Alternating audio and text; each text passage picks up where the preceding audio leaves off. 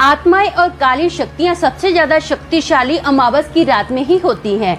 ये शक्तियां 2 गुना, 3 गुना, 4 गुना नहीं लेकिन 100 गुना बढ़ जाती हैं। मान लो जैसे इस रात पर काली शक्तियों का अधिकार है। आपने इस रात के बहुत सारे किस्से और कहानियां तो सुने ही होंगे, लेकिन आज आप मेरे से अमावस की रात का एक भयानक किस्सा सुनिए। मेरी आपसे राय है कि जिन लोगों का दिल कमजोर है प्लीज वो वीडियो यहीं पर स्किप कर दें। हेलो दोस्तों, मेरा नाम अमन है। मैं आप सभी का मेरे YouTube चैनल कहानी रंगमंच में स्वागत करती हूँ। उम्मीद करती हूँ कि आप सभी अच्छे और स्वस्थ होंगे। तो चलिए शुरू करते हैं आज का भयानक किस्सा। दोस्तों, आज का जो किस्सा है वो साल 1986 का किस्सा है। हमारे पड़ोस में ना पंजाब में एक आंटी रहते थे। आंटी का नाम था लक्ष्मी आंटी। आंटी के हस्बैंड की डेथ हो चुकी थी। आंटी की जो एज थी ना वो 65 ईयर्स की थी। अंकल की डेथ हो चुकी थी, उनका एक भी बच्चा नहीं था। तो आंटी क्या करते हैं, आंटी के पास बहुत ज़्यादा पैसा होता है, बहुत प्रॉपर्टी होती है। आंटी ना एक 25 साल के लड़के के साथ शादी कर लेते हैं। उस लड़के का नाम होता है राणा। राणा अंकल जो होते हैं बहुत गरीब होते हैं, ट्रक चलाते हैं। अंकल भी लालच में आके शादी कर लेते हैं कि अच्छा इसके पास पैसा है, अच्छी प्रॉपर्टी है, मैं भी ऐश करूंगा। लेकिन अंकल के सारे सपनों पर ना पानी फिर जाता है। लक्ष्मी आंटी ना बहुत कंजूस होते हैं। वो राणा अंकल को पैसे नहीं देते, खाने पीने के लिए पैसे नहीं देते। यहाँ तक कि वो राणा अंकल को ना साल में एक ही जोड़ी कपड़ा देते, वो भी उनके बर्थडे के दिन। अंकल को कुछ भी खाना पीना रहता था वो आंटी को बोलते थे। आंटी कई बार कभी कभी कुछ अंकल को खाने के लिए पैसा देते थे और कई बार बोलते थे मेरे पास तो पैसा नहीं है, मैं कहां से लाऊं, अपना कमा और खा। तो एक दिन अंकल ना तंग आके क्या करते हैं, अंकल डिसीजन लेते हैं कि मैं ना ट्रक चलाना स्टार्ट कर देता हूं। अंकल जैसे ये डिसीजन लेते हैं ना कि मैं ट्रक चलाने का भी काम स्टार्ट करता हूं, अंकल कई जगह पर ये बात कर रखते हैं। अंकल को ना एक कॉन्ट्रैक्ट मिलता है। उस कॉन्ट्रैक्ट में अंकल को क्या था, पंजाब से सामान लेकर जाना था, ट्रक में लोड करना था और मुंबई में पहुंचाना था। तो अंकल क्या करते हैं, अंकल बहुत खुश हो जाते हैं। अंकल को इस काम के लिए ना बहुत बड़ी अमाउंट भी मिलती है। अंकल फाइनली क्या करते हैं, पंजाब से निकलते हैं। अंकल पूरा दिन ट्रक चलाते हैं। रात को वो कुछ खाते पीते नहीं है, फिर भी वो कंटिन्यू ना ट्रक ही चला रहे होते हैं। अब ट्रक चलाते हैं, अंकल को ना बहुत जोर से पेशाब लगती है। अंकल को कंट्रोल नहीं होता है। तो अंकल सोचते हैं कि मैं ना हाईवे पे अभी साइड पर ऐसा करता हूँ, ट्रक रोक देता हूँ और पेशाब कर लेता हूँ। अंकल जैसे ही अपना ट्रक बंद करते हैं ना, नीचे उतरते हैं, बाजू में ही वो पेशाब करने के लिए उतरते हैं। जहां पर अंकल उतरते हैं ना वहां पर आजू बाजू बहुत झाड़ियां ही झाड़ियां थी। तो अंकल बोलते हैं ये अच्छी जगह है, मैं इधर ही टॉयलेट कर लेता हूं। अब अंकल ना जैसे ही पेशाब करने लगते हैं ना तो अंकल देखते हैं कि उनके सामने अचानक से ना दूर से झाड़ियों से एक औरत उनको झांक रही है। अंकल को बहुत जोर से पेशाब लगी, अंकल को कंट्रोल भी नहीं हो रहा है। अंकल अपने आप को रोकने की भी कोशिश करते हैं और अंकल उस औरत को देखकर डर जाते हैं। बोलते बड़ी बेशर्म औरत है, ये तो हट ही नहीं रही है। तो फाइनली अंकल पूछते हैं, ओए कौन है तू, क्या चाहिए तेरे को। तो जैसे अंकल ये बोलते हैं ना तो वो औरत कुछ बोलते नहीं है। बोलते सुनाई नहीं दिया तुझे, क्या चाहिए। अंकल को बड़ी शर्म आ रही है, हिचकिचा भी रहे हैं, औरत सामने खड़ी है। अब कंट्रोल भी नहीं हो रहा, मैं क्या करूं, पेशाब भी मेरा बंद नहीं हो रहा है। तो अंकल को बड़ी शर्म आ रही है। बोलते हैं ये बेशर्म औरत तो हट ही नहीं रही है। अब अंकल ऐसा बोलते हैं ना तो वो औरत बोलती है, आज अमावस की रात है, आगे मत जाना, आगे खतरा है। तो अंकल बोलते क्या बोल रही है, लिफ्ट वगैरह चाहिए तो सीधा बोलना, मैं तुझे छोड़ देता हूँ। तो औरत ना वो ऐसा स्माइल देती है ऐसा करके ना वो झाड़ियों में चली जाती है। अंकल भी फटाफट अभी अपना टॉयलेट करते हैं। अब अंकल ट्रक में आ जाते हैं। अंकल जैसे ट्रक में बैठते हैं ना तो ट्रक के मिरर से देखते हैं वो औरत पीछे खड़ी है ट्रक के। अंकल सरप्राइज हो जाते हैं कि ऐसे कैसे हो सकता है, अभी तो ये मेरे सामने झाड़ियों के अंदर गई है, अब ये पीछे खड़ी है। तो अंकल क्या करते हैं, अपना ट्रक चालू कर देते हैं। अब जैसे ही ट्रक ना 0 की स्पीड से 40 की स्पीड पकड़ता है, वैसे ही ना वो लेडी भी ट्रक के साथ साथ चल रही है। वो लेडी क्या कर रही है, ट्रक की स्पीड में ही हवा में ही वो लेडी चल रही है। उसके पैर नहीं हिल रहे हैं, बस हवा में कंटिन्यू ऐसे ऐसे ट्रक के साथ चल रही है। और वो ना ट्रक से बाहर ही अंकल को देख रही है। अंकल ट्रक के अंदर बैठे हैं, ट्रक चला रहे हैं और अंकल को ना वो कंटिन्यू ऐसे देख रही है। खिड़की से अंकल को कंटिन्यू वो झांक ही रही है।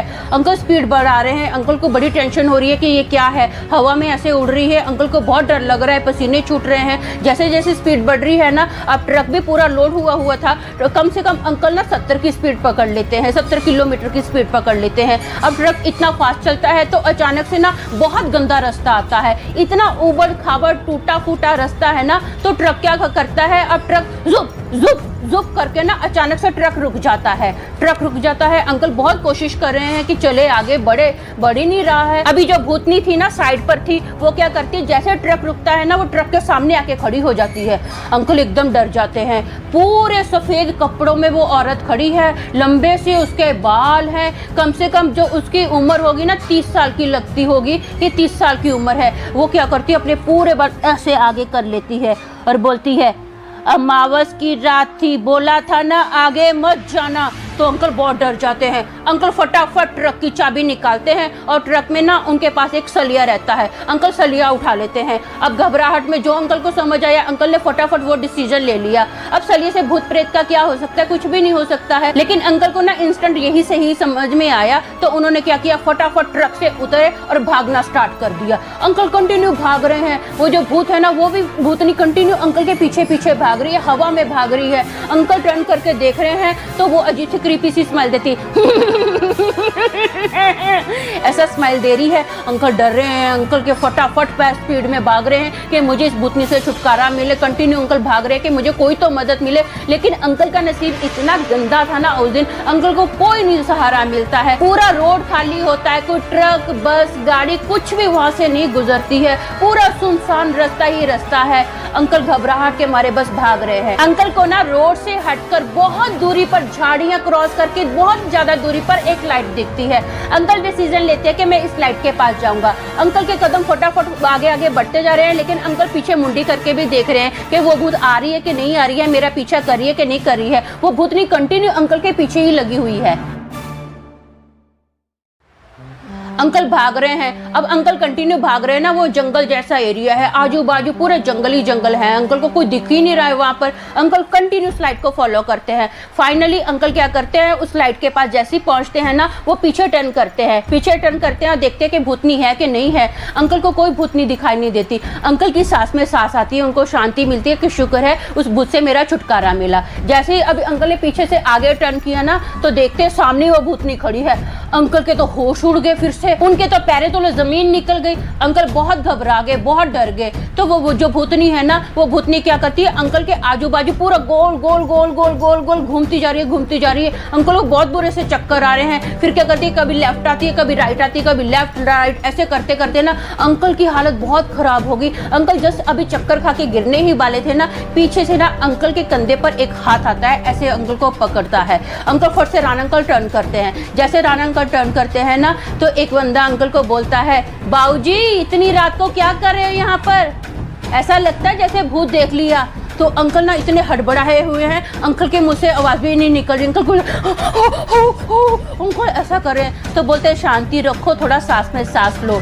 बोलते हैं आपके साथ पहला किस्सा नहीं हुआ है। अमावस की रात पर ना ऐसे ही ये भूतनी निकलती है, लोगों को डराती है, और पता नहीं कैसे किस हाल में क्यों शमशान में लोगों को लेकर आती है, मुझे नहीं पता है। बहुत सारे लोग ऐसे ही शमशान में आकर रुकते हैं। टेंशन मत लो। वो बंदा बताता है अंकल को कि मैं ना यहाँ पर रहता हूँ, रखवाली करता हूँ। ऐसा करो, मैं अभी यहाँ पर ही हूँ, आप भी यहीं पर रुक जाओ। जैसे ही सुबह होगी तो आप अपना यहाँ से निकल जाना। तो अंकल बोलते हाँ ठीक है ठीक है। तो अंकल बहुत डरे होते हैं, पूरी रात उनको नींद नहीं आती है। अब डर के मारे कैसे किसी को नींद आएगी। अंकल पूरी रात ना वहीं पर जागकर निकालते हैं। वो बंदा अंकल को पानी वगैरह देता है, अंकल के बाजू में ही बैठा रहता है। जैसे सुबह होती है अंकल वहाँ से निकलते हैं, अपना सामान मुंबई में पहुँचाते हैं। उसके बाद अंकल डिसीजन लेते हैं कि मैं कभी ड्राइविंग नहीं करूँगा। अब वो पूरी लाइफ राना अंकल ना लक्ष्मी आंटी के अंडर में ही रहते हैं, उनकी लाइफ उनके अंडर में ही व्यतीत होती है। ये किस्सा है ना, वही हमारे एरिया में सब लोग जानते हैं, बच्चा बूढ़ा जवान सबको ये किस्सा पता है, जो किस्सा आज मैं आपके साथ शेयर कर रही हूँ। तो आपने मेरी जिंदगी के बारे में तो थोड़ा जान ही लिया है। अब मोरल ऑफ द स्टोरी पर कविता भी सुनिए। ये कहानी रंगमंच का स्टाइल है, थोड़ी जिंदगी थोड़ी कविता। अमावस की रात के किस्से बड़े हैं, इसे अनदेखा ना करना, भूत पीछे ही पड़े हैं। चारों दिशाओं में गूंजता उस रात का शोर, खामोश होकर निकल जाओ, नहीं तो मनुष्य हो जाओगे कुछ और।